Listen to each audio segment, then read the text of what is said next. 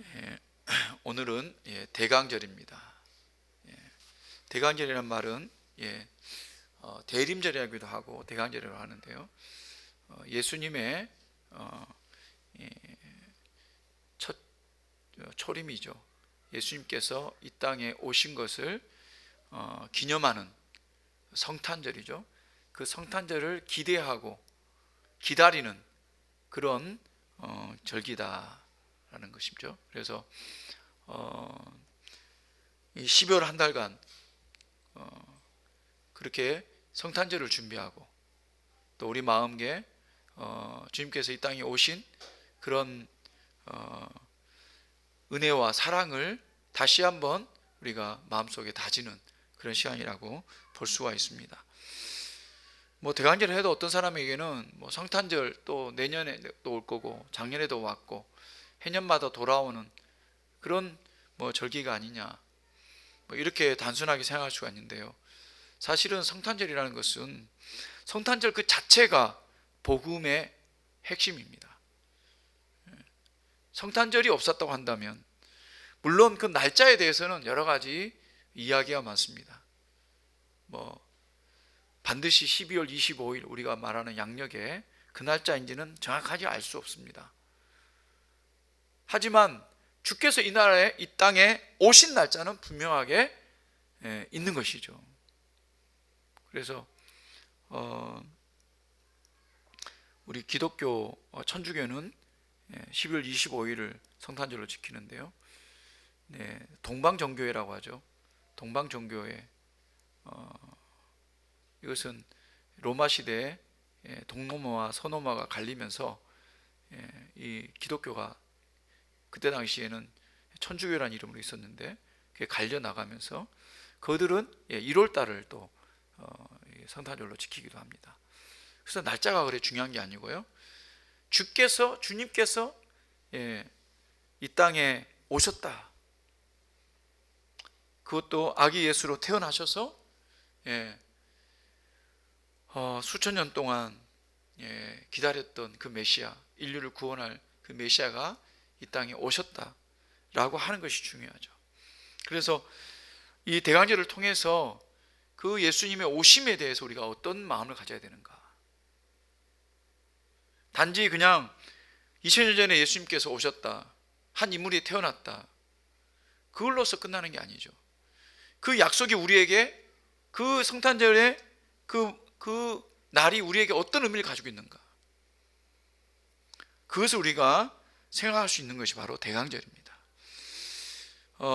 그래서 이 성탄절을 앞두고 우리가 어떤 올바른 마음가짐, 신앙의 모습을 가져야 되는가를 살펴보면 좋겠는데요. 특별히 오늘 말씀에 나오는 마리아와 엘리사벳 이 두 여인을 통해서 이 두 여인의 만남은 정말 신비로운 만남이죠. 이 신비로운 만남과 오늘 또 찬양이 기록이 되어 있습니다.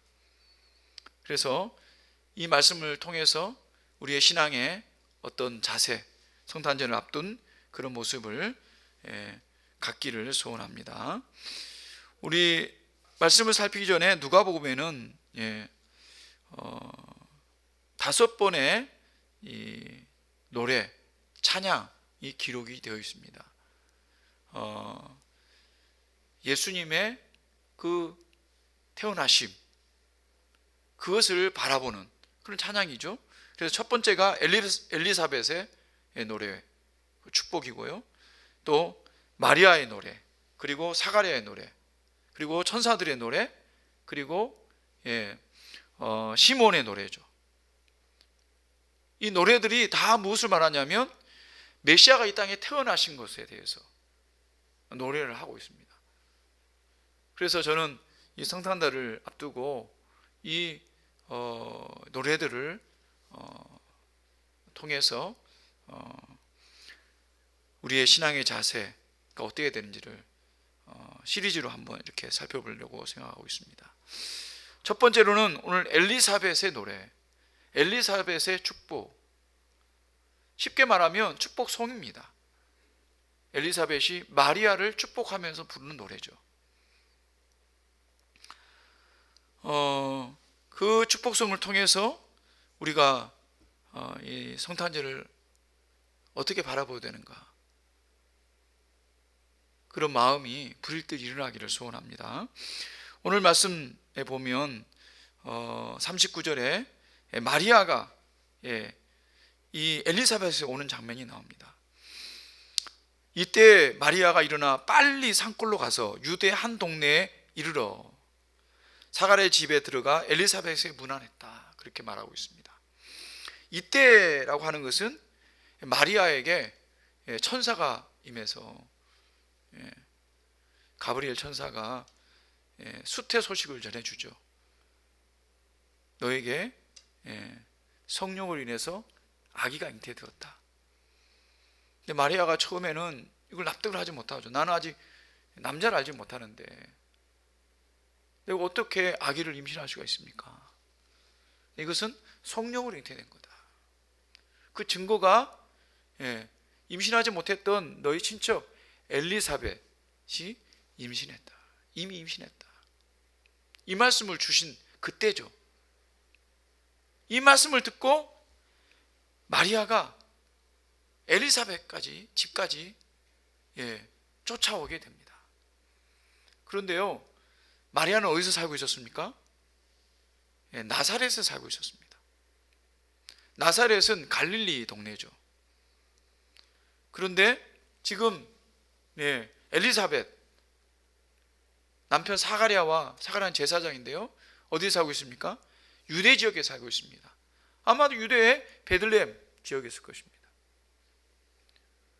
그러니까 갈릴리에서, 나사렛에서요, 이 유대 지역 엘리사벳까지 오기에는 엄청난 거리죠. 직선거리로 100km 정도가 넘고요. 길을 이렇게 따지면 120, 130이 넘는다고 합니다.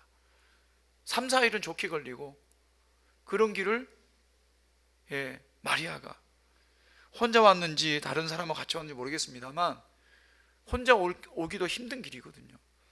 그 길을 빨리 쫓아왔다, 그렇게 말하고 있습니다. 이 말이 무슨 말일까요? 이것은 하나님이 주신 잉태의 소식을 듣고 정말 그 말씀이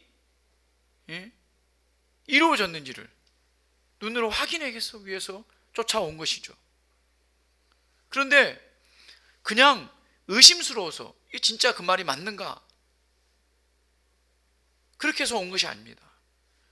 오늘 45절 말씀 보면 주께서 하신 말씀이 반드시 이루어지리라고 믿은 그 여자에게 복이 있도다. 마리아는 천사가 해준 말씀을 믿었고 그 믿음을 확인하기 위해서 온 겁니다. 그러니까 의심으로 온 게 아니라 나에게 어떻게 이런 일이 있을 수 있을까? 내가 하나님 은혜를 받은 것이 맞는가? 하나님께서 직접 나에게 말씀해 주시는데 그 믿음을 가지고 달려온 것입니다.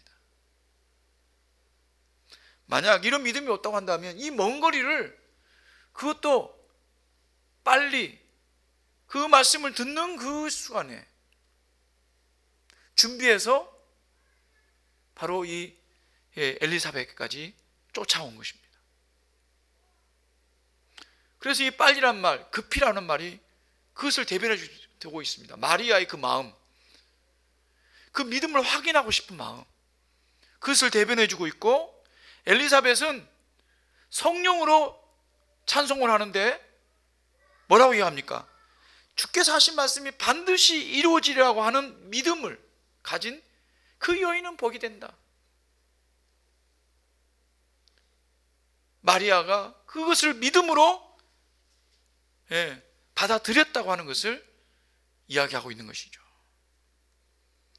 성탄절은 바로 하나님의 약속을 붙드는 믿음이 시작되는 곳이어야 됩니다. 성경에는 메시아가 이 땅에 오신다는 그런 예언의 말씀이 수차례나 기록이 되어 있습니다. 그 때와 그 장소와 그리고 방법까지도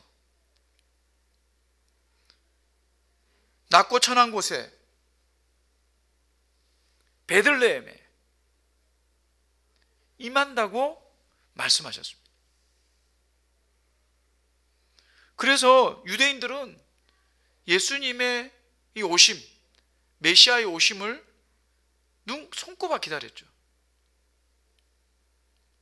예수님이 오셔서 그들에게 말씀을 전할 때 그들은 메시아를 기다리는 사람들이었어요. 그런데 그들은 예수님을 믿지 않는 유대인들이 훨씬 많았죠. 이유가 뭡니까? 자기들이 기다렸던 그 메시아가 아니라는 거죠. 그들은 말씀에, 그 예언의 말씀에 한 편만 보고 다른 편은 보지 못했던 겁니다. 그러나 분명한 것은 그들도 메시아를 기다렸다는 것이죠. 그들도 메시아를 기다렸는데 자신들의 마음에 맞지 않으니까 메시아가 아니다, 그렇게 결론을 내린 것이죠. 근데 분명한 것은 약속의 말씀을 그들이 믿고 있었다는 겁니다. 우리는 어떻습니까? 우리는 하나님의 약속의 말씀을 믿고 있습니까? 특별히 우리가 믿어야 될 약속의 말씀은 뭡니까? 그것은 주님께서 다시 오시겠다고 하신 약속입니다. 유대인들은 예수님을 믿지 않았지만 그들은 메시아 오심을 믿었습니다. 뿐만 아니라 지금도 믿고 있어요. 지금도 메시아가 올 걸 믿고 있다고요. 아마도 그들은 재림 예수를 만날지도 모르겠습니다. 그러나 예수 믿는 우리 가운데 또다시 이 땅에 오실 예수님을 손꼽아 기대하는 사람이 몇 사람이 될까?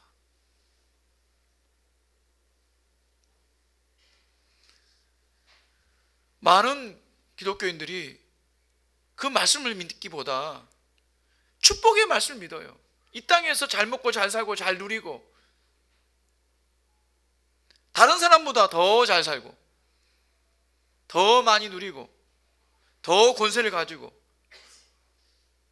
더 영광을 누리려고 하는 그 축복에만 관심이 있지, 주님의 재림하신다고 하는 그 약속의 말씀을 붙잡지 못한다고 하는 것이죠.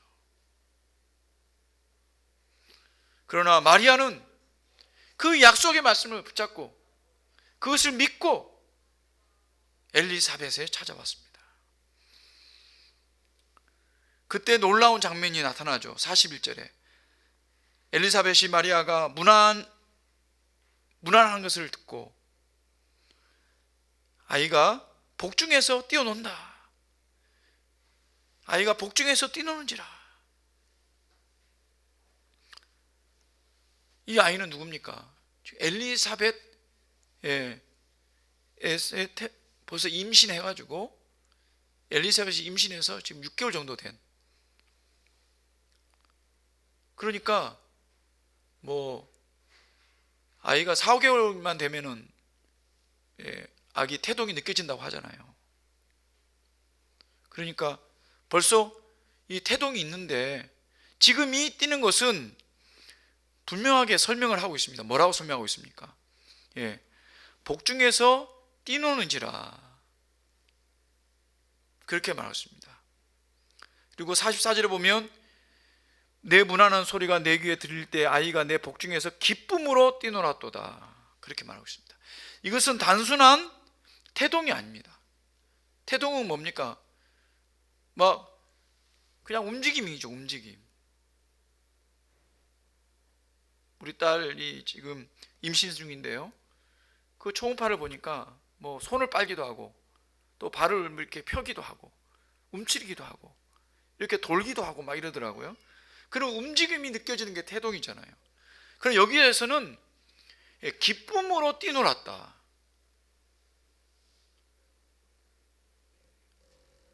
그 어머니인 엘리사벳이 느끼기에 이 아이가 이 마리아의 소리를 듣고 마리아가 지금 문안하는 그 소리를 듣고 그렇게 기쁨으로 뛰놀았다라고 지금 말하고 있습니다. 정말 신비한 일이죠. 두 사람에게 신비한 일이 일어났습니다. 이미 그들에게 잉태된 것만이라도 신기한 일입니다. 왜냐하면 엘리사벳은 이미 나이가 많아가지고 임신을 할 수 없는 상황이었습니다. 그런데 이미 임신된 지 몇 개월이 지났고, 마리아는 그보다도 더 임신할 수 없는, 다시 말하면 처녀였지 않습니까? 그런데도 잉태가 되어가지고, 잉태된 지 며칠이 지나지 않은 거잖아요. 그런데도 그 아이로 인해서 엘리사벳의 복중에 있는 아이가 뛰어놀았다는 것입니다. 그때 성령이 충만해서 엘리사벳이 노래를 하게 됩니다. 이 노래는 누구를 향한 노래냐면 마리아를 향한 노래입니다. 마리아를 축복하는 노래죠. 축복성을 부르고 있는 겁니다. 그러면서 은혜가 너에게 임한 하나님의 복, 그 은혜가 얼마나 큰 것인지를 알려주고 있는 것이죠. 여기서 중요한 말은 성령 충만함을 받아라는 말입니다. 성령 충만을 받아서 축복성을 한 것입니다.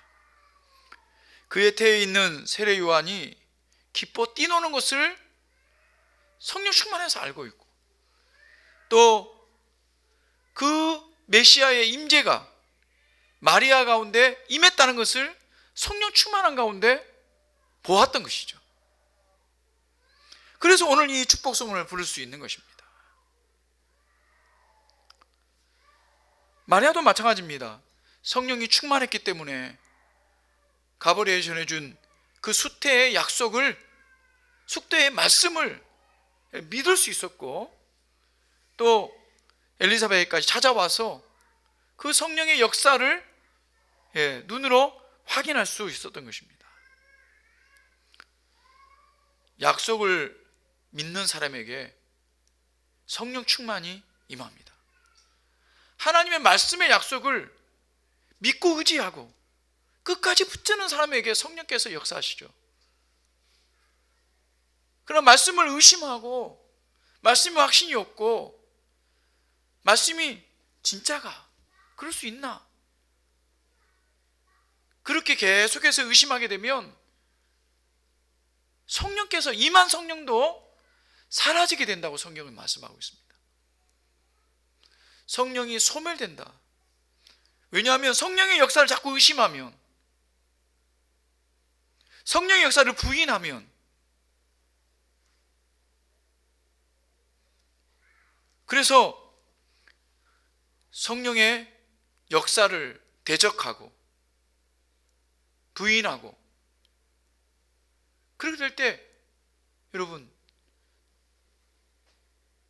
결코 용서받지 못한 죄가 된다라고 성경 기록하고 있습니다. 다시 말하면 성령이 없는, 성령이 안에 내주하지 않는 영혼은 구원받을 수 있는 영혼이 아니죠. 성령을 소멸케 하는 영혼이 어떤 영혼입니까? 자신의 믿음을 부인하는 자들입니다. 그 믿음은 뭡니까? 성령을 부인하는 것이죠. 그래서 약속의 말씀을 믿는 자들에게 성령께서 임하시고, 성령이 임한 자에게 성령 충만이 있을 수가 있는 것입니다. 우리가 예수님을 영접한다 라고 하는 것이 뭡니까? 예수님을 영접하는 것이 무슨 구슬을 하거나 무슨 어떤 행위를 하는 것이 결코 아닙니다. 하나님의 약속의 말씀을 믿는 것이에요. 그게 영접하는 거예요. 영접하는 자, 곧 그 이름을 믿는 자들에게는 하나님의 자녀가 되는 권세를 주셨으니, 그렇게 말씀했거든요. 영접한다는 것이 우리가 뭐 세상에 그 미신을 믿는 사람들은 막 그런 행위들을 하잖아요. 그런 게 필요한 게 아닙니다. 영접하는 것은 믿는 겁니다. 뭘 믿는 겁니까? 예수님을 믿는 거예요. 예수님이 내 죄를 용서하셨다. 십자가에 달려 내 죄를 용서해 주셨다. 그렇기 때문에 내가 하나님의 자녀가 될 수 있는 그런 은혜를 입게 된 것이다. 그것을 믿는 것이죠. 그럴 때 예수님의 영이 우리 가운데 임하여서 우리가 의로운 자로 하나님 앞에 설 수 있다고 하는 것이죠. 이 믿음, 그래서 이 믿는 자에게 능치 못하는 것이 없습니다. 믿는 자에게 능치 못한 일이 없다는 것은 막 능력을 가지고 모든 일을 할 수 있다, 이런 말씀보다도 믿는 자에게 가장 중요한 구원이 이루어진다는 것입니다.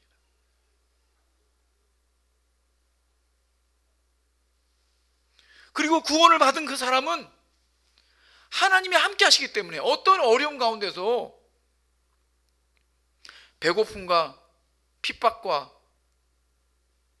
아픔과 고난 가운데서도 그것을 이겨낼 수 있는 힘이 있다고 하는 것입니다. 사랑하는 여러분, 우리가 성탄을 올바로 준비하려면은 하나님이 약속하신 그 약속의 말씀을 믿어야 합니다. 성탄절을 바라보면서 성탄절을 우리가 기뻐하는 이유가 뭡니까? 그것은 메시아가 이 땅에 오셨고 그 메시아를 내가 믿음으로 말미암아 그분이 나의 구원을 이루어줄 뿐만 아니라 주님의 재림 때 완전한 구원, 천국에 가는 그런 놀라운 일이 나에게 임할 것을 바라보는 것입니다. 사랑하는 여러분 모두에게 이런 하나님의 약속이 믿음으로 실현되는 역사에 나도록 역사는 일하기를 주님으로 축원합니다. 엘리사벳은 42절에 이렇게 이야기합니다. 큰 소리로 불러 이르되, 큰 소리로 불렀다, 이게 노래했다 이 말입니다. 큰 소리로 불러 이르다. 여자 중에 내가 복이 있으며 내 태중의 아이도 복이 있도다. 엘리사벳은 친척인 마리아가 지금 먼 길로 달려왔습니다. 그리고 인사를 했는데 가장 먼저 이 엘리사벳이 본 게 무엇이겠습니까? 이 마리아의 태중에 임한 임재하신 하나님, 그 메시아를 본 것이랍니다. 그 메시아를 보았기 때문에 오늘 이 찬송을 할 수 있는 것이죠. 인간의 눈으로 본 것이 아니죠. 어떻게 그거 보이겠습니까? 어떻게 알겠습니까? 마리아가 어떻게 설명을 했을 수도 있습니다만 오늘 본문에는 그 다 생략을 하고 있잖아요. 그러나 분명한 것은 엘리사벳이 자신의 복중에 있는 세례 요한이 그 태중에 있는 아기가 띄워놓은 것을 성령께서 그것을 기쁨으로 띄워놓았다라고 가르쳐 주었다는 것이죠. 그래서 이 마리아에게 임한 잉태된 그 태중의 아이가 어떤 아이인지를 깨달아서 지금 말씀하고 있는 것이죠. 그래서 이 아이는 여호와의 길을 예비하는 자, 세례 요한이죠. 그래서 내가 복이 있으며 내 태중의 아이도 복이 있도다. 내가 복이 있다. 사실은 엘리사벳 자신도 복을 받은 사람입니다. 그렇지 않습니까? 임신하지 못한 그런 여인이 2000년 전에 그 시대에는 정말 슬픔에 빠진 여인일 수밖에 없습니다. 자녀가 없다. 자녀가 없는 그 여인은 당시 사회에서는 정말 저주받은 여인과 같아요. 그래서요, 정말 모든 사람에게 있어서 어떻게 보면 무슨 죄를 짓지 않나, 그렇게 손가락질을 받을 정도의 그런 문화가 형성이 되어 있었던 거죠. 그런데 자신이 잉태된 거예요. 얼마나 놀라운 일일까요? 얼마나 감사하고 얼마나 자신에게 이 놀라운 복이 임했는지 자신 충분히 알 겁니다. 그런데 오늘 엘리사벳은 자신에게 임한 이 복보다도 이 마리아에게 임한 이 복이 더욱더 놀랍다는 것을 성령을 통해서 지금 이야기하고 있는 것이죠. 마리아에게 임한 이 복은 하나님의 특별한 은혜인 것이죠. 이 은혜는 오늘 내게 복이 임했다라고 할 때 이 복이 임했다라고 하는 그 단어가 최상급으로 표현이 되고 있습니다. 최고의 복이 임했다. 최고의 복이 임했다. 그래서 최고의 은혜가 너희 가운데 임했다라는 것을 말하고 있는 것입니다. 왜 복입니까? 왜 그것이 은혜입니까? 그것은 하나님의 아들이 메시아가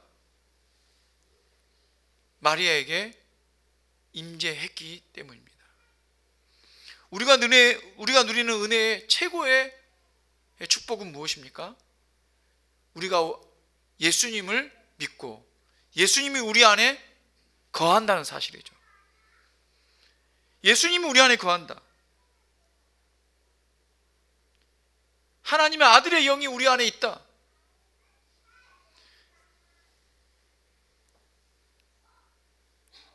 우리가 예수님께서 우리 마음의 문을 두드릴 때 우리가 믿음으로 그 마음의 문을 열고 예수님께서 우리와 함께 먹고 자고 우리가 함께 사시겠다고 약속했잖아요. 그 약속의 말씀을 믿고 우리와 그 예수님과 함께 동행하는 그 자체가 우리에게 놀라운 축복이고 그것이 말할 수 없는 은혜라고 하는 것이죠. 그래서 여러분, 우리가 누리는 이 은혜를 늘 헤아릴 수 있어야 돼요. 아침에 일어나서 눈 뜨는 순간부터 먹고 자고 생활하는 모든 순간에 주님께서 나와 함께 계신다. 나에게 어려움이 있지만, 고난이 있지만, 힘든 일이 있지만, 견딜 수 없는 그런 괴로움도 있지만, 그런 가운데서 주님께서 마리아에게 임했던 것처럼 우리에게 임해서 지금 함께 계신다. 이 사실만으로도 우리가 감사하고 감격해야 된다는 것이죠. 그 은혜를 경험한 사람은 자신에게 임한 축복이 얼마나 놀라운 건지를 알게 됩니다. 사실 우리가 예배하는 것도 다른 이유가 있어서 그런 게 아닙니다. 하나님이 나를 부자가 되게 해서, 하나님 내게 직장을 줘서, 하나님께서 나에게 뭔가 좋은 것, 다른 사람에게 자랑할 수 있는 것, 그걸 주어서 우리 하나님 앞에 예배하는 거 아닙니다. 아니면 그런 것들을 더 달라고 하나님께 잘 보이기 위해서 우리가 예배하는 거 결코 아닙니다. 우리가 예배하는 이유는 뭡니까? 예수님께서 우리 안에 오심으로 말미암아 우리가 구원받은 백성으로, 예수님과 동행하는 백성으로 이 땅에서 살아가고 있는 그 기쁨 때문에, 그 감사 때문에 하나님 앞에 예배하는 겁니다. 성탄을 준비하는 우리의 마음, 주님께서 이미 이 땅에 오셨을 뿐만 아니라 2000년 전에 오셨을 뿐만 아니라 지금도 우리와 함께 계신다.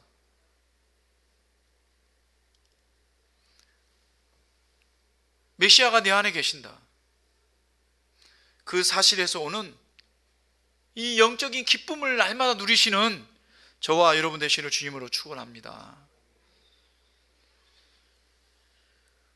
오늘 44절 말씀을 보면, 보라, 내 문하는 소리가 내 귀에 들릴 때 아이가 내 복중에서 기쁨으로 뛰놀았도다. 그렇게 말하고 있습니다. 이 기쁨으로 뛰놀았던 사람, 아기, 태중의 아기, 그 아기는 잉태된 지 며칠 되지 않은, 우리가 뭐 과학적으로 따지면 세포가 몇 개 되지 않은, 세포가 진짜 몇 개 되지 않은 그런 아기지 않습니까? 그런데 그 아기가 복중에서 뛰놀았다고 합니다.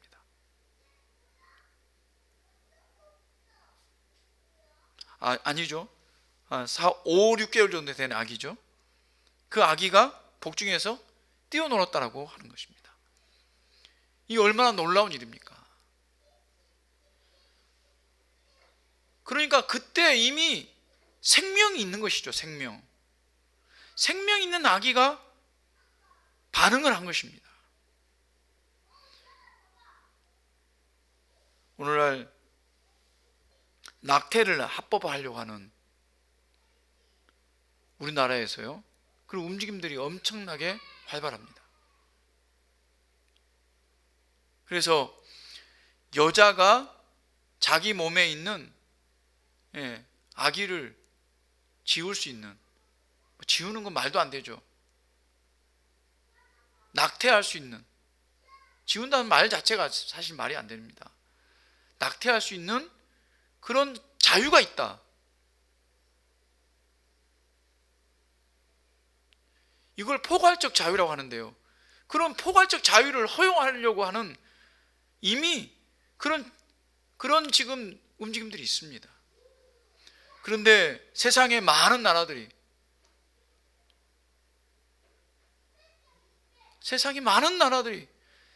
아니 기독교 국가를 하는 나라들이 이미 그 법적으로 다 허용했습니다.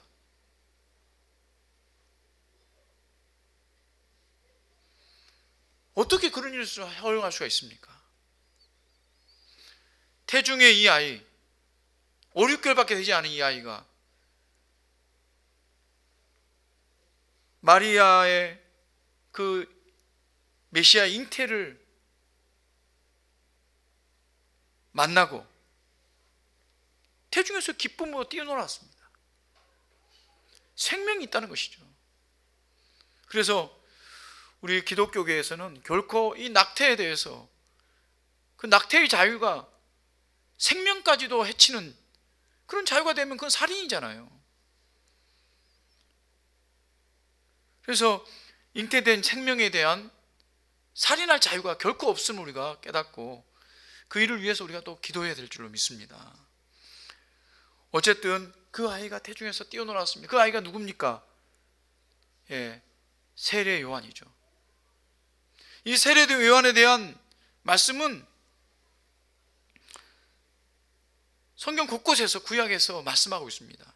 이사야 40장 3절에 외치는 자의 소리여 이르되 너희는 광야에서 여호와의 길을 예비하라, 사막에서 우리의 하나님의 대로를 평탄하게 해라 하면서 그 뒤에 말씀에 보면 그 아이가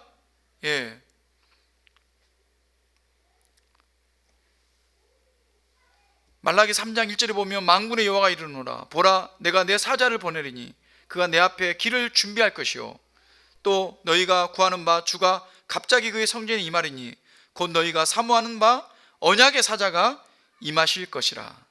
세 번역에서는 언약의 특사가 임하실 것이다 이렇게 말하고 있습니다. 이 언약의 특사, 언약의 사자, 광야에서 외치는 자 소리가 누굽니까? 바로 세례 요한이죠.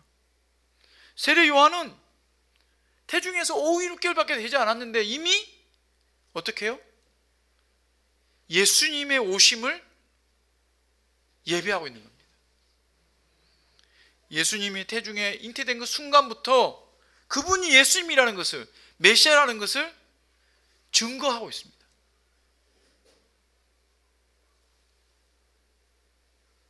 그래서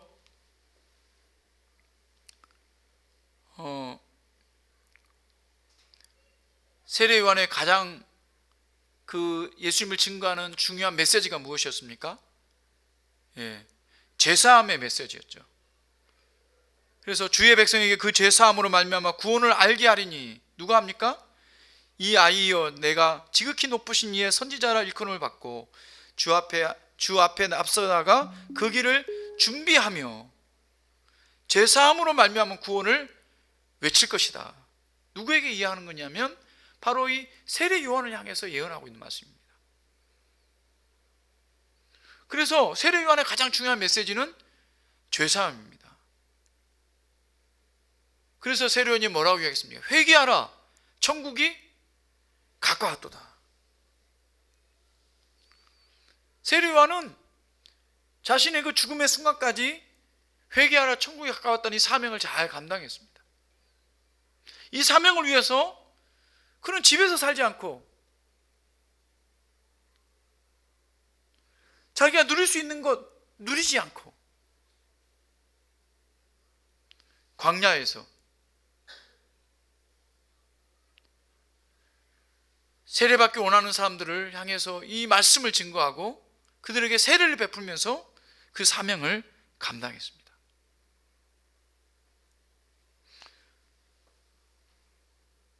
그래서 예수님께서는 이 세례 요한을 여자가 낳은 아이 중에 가장 큰 자라고 그렇게 말씀했죠. 위대한 사역을 감당한 세례 요한을 우리가 보게 됩니다.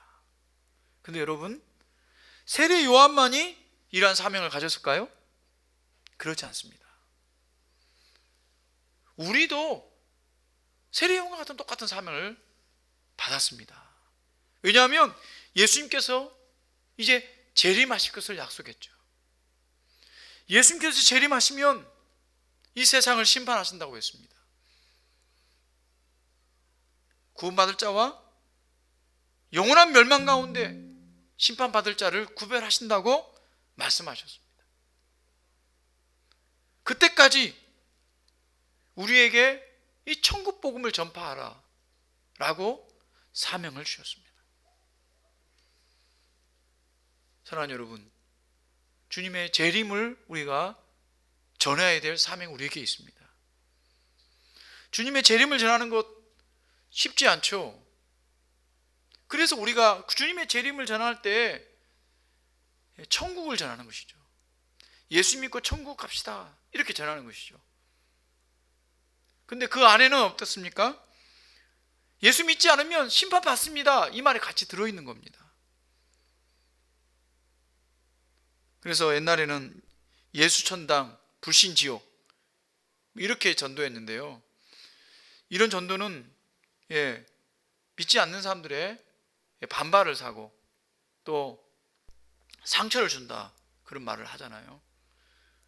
근데 우리가 보지도 못한 사람, 알지도 못한 사람에게 처음부터 그런 말을 하면 좀 전도하는데 그게 오히려 방해가 될 수 있습니다.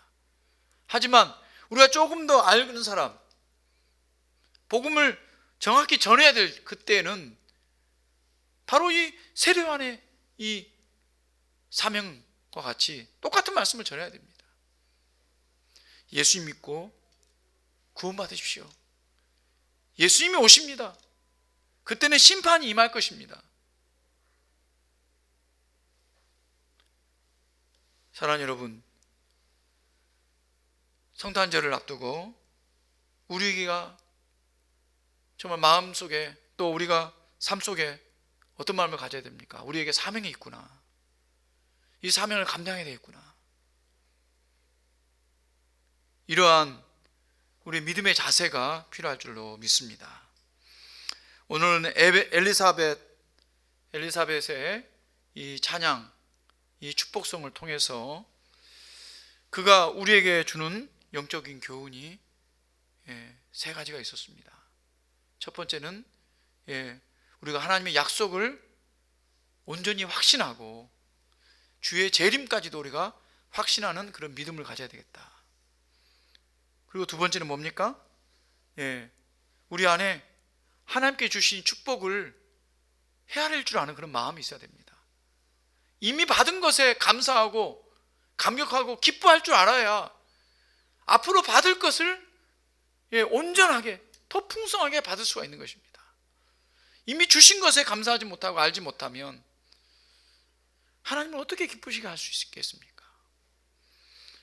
마지막으로 세례 요한이 받았던 그 사명, 세례 요한이 행했던 그 사명이 우리에게도 동일하게 역사하길 바랍니다. 그래서 복음을 증거하기 위해서 기도하고 또 말로 삶으로 나타낼 수 있는 저와 여러분 되시기를 주님으로 축원합니다.